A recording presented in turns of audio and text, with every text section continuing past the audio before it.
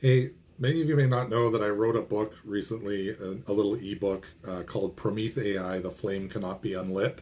And it's all about advancements in AI to the point where a humanoid is developed and AGI is interwoven into this humanoid bot and he becomes self-aware and all this type of stuff. The story goes on, you'll have to read it, but I really was inspired to write it. I started writing it before Trump was running for re-election. I don't think he was, well, he must have already been considering it. And it was definitely before Elon Musk was connected to him at all. But it was kind of inspired by an actual true story of George or Trump's uncle, John George Trump, who had been called by the US government to help with Nikola Tesla's belongings after he died in 1943.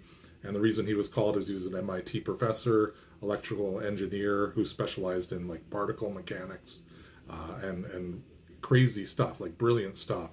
So they called him to assist, which is kind of cool. And then the other thing that influenced it was the Ingersoll Lockwood stories of the adventures of Baron von Trump. And so all of that kind of inspired me to start writing this. It's a fictional piece, just so you know. The characters are all used merely to tell the story. So I'm just going to start reading a little bit from chapter 1. I might do this in 2 parts, but here we go. Where are we at? Nope, not the part I want. Don't do this to me, computer. Here we go. February 1943, Washington, D.C., Office of Scientific Research and Development, OSRD. The ceiling fans turned slowly overhead, circulating the scent of old paper, tobacco, and anxiety. In a secure, unmarked meeting room inside the OSRD headquarters, just blocks from the Capitol, a group of the nation's top scientific and military minds had gathered behind thick oak doors. 2 plainclothes agents stood guard outside. John Trump adjusted his tie and placed the weathered leather briefcase on the center of the conference table.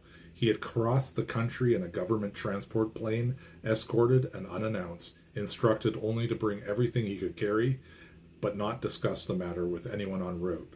Seated across from him were faces he recognized from print and brief meetings. Dr. Vannevar Bush, the director of OSRD, General Walter Bedell Smith, liaison to the War Department, Dr. Constant from Harvard, and a dozen others representing growing brain trust behind America's scientific war effort. A chair at the end remained conspicuously emptied, reserved though unspoken for the unseen influence of President Roosevelt himself.